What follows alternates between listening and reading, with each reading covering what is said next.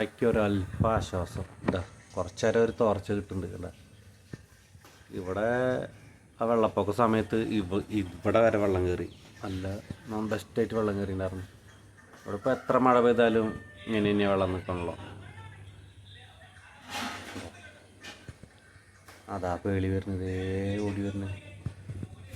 പേളി വാ, അതാ വരുന്നത്. അമ്പടി ഇവിടെ ഇവിടെ ഇടുക പേളിക്കുട്ടി,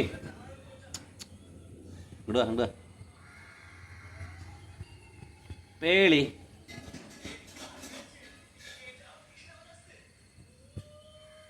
പേളി